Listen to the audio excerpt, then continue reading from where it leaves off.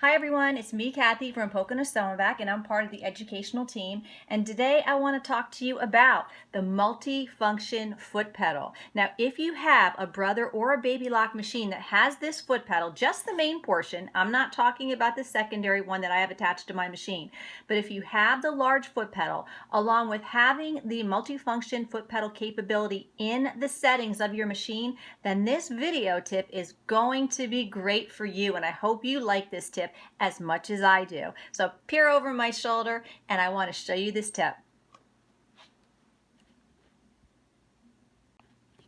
Okay, so I'm ready to get started, and I have a piece of fabric right here, and I just have it folded wrong sides together. It doesn't matter how you have it folded. I'm just going to be stitching through 2 layers. And I'm going to put my fabric under my foot, and I have chosen stitch 103. And that's just a basic, just a straight stitch. And this is what we always encounter on our machine. We go to use our foot pedal, and then our screen says, use the presser foot lifter button to lower the presser foot. Okay, so I will do that. Lower my presser foot, and I'm going to stitch to the end of the seam.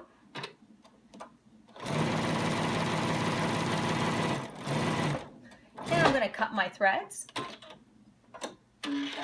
And I will lift my presser foot up. Now, when I go to stitch another seam, you know I'm going to have that same issue. I have to press my presser foot button to lower the presser foot or use the lever and back, but 9 times out of 10 I think we're using the presser foot button on the front of the machine. But I want to show you a fabulous tip that is going to allow you to use your foot pedal to lower that presser foot for you, so you are totally hands-free at the start of stitching a seam.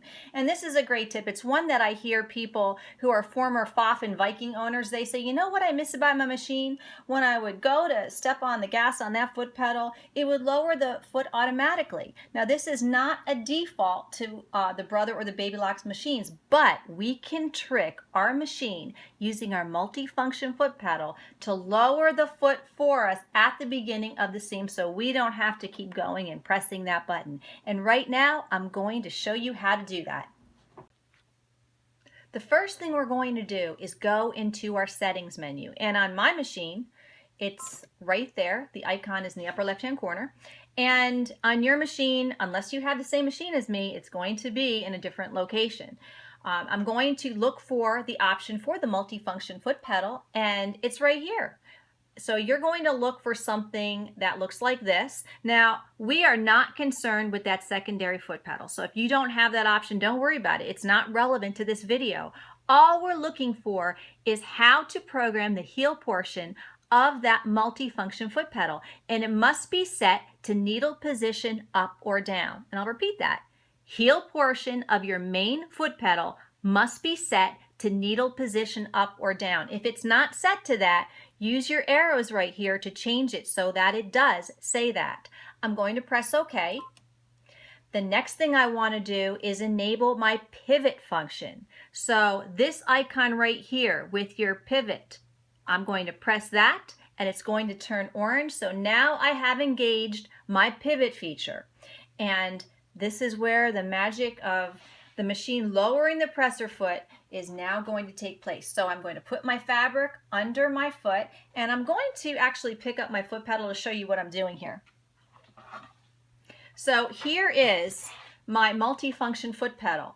And remember, we already programmed the heel portion to be needle up or needle down. So watch what happens when I press the heel portion. It sinks my needle into the fabric. And then when let me set it like this so you can see, when I press the main portion, it lowers the presser foot for me. And I'm going to stop, cut my threads, and you could, if you have a secondary foot pedal, you could program it to cut your threads and do other things for you. And I'll take that out, and there you go. I'll try that again so you can see it done a second time. Put my fabric under the presser foot, and again, heel portion, and then toe. What do you think of that? Totally hands-free. So you know what? You have the best of both worlds available to you. You have your choices and how you want it set. You can lower it yourself by pressing this button every time, or you can program your machine to lower that presser foot for you automatically. I think this is a tip that you will use a lot in your sewing room, and I hope you enjoyed watching. And stay tuned and subscribe to our YouTube channel to see more videos from Pocono Sewing Back. Thanks for watching.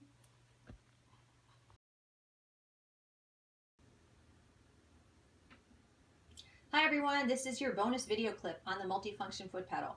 And yes, I am zoomed in on it, but I want to talk about the heel toe portion, because when you use your foot pedal in the manner of which I have done in the video segment for how to lower the presser foot for you, it is a heel toe movement. You have to press the heel first and then go to the toe. And I think that's where a lot of people get into problems, because when they first get their machine, they're not aware that the heel portion right here has a purpose. And if it's set to something already, I think people generally put pressure on this portion of their foot pedal and they realize something's happening, but they're like, well, why doesn't my machine go? Maybe they're putting too much pressure on this heel portion before they're going to actually press down the whole foot itself. So this is a practice kind of thing, getting the feel for that foot pedal, and I think that's where a lot of people have problems and think something's wrong with their machine because they just don't understand how that heel portion works. So hopefully this video will give you some insight to that on programming that front portion, and then just practice that rocking motion of the foot at home, because you will get it. And this tip will just, it's going to be so good for you in the sewing room, making things easier for you. So thanks for watching again, and I'll see you on YouTube.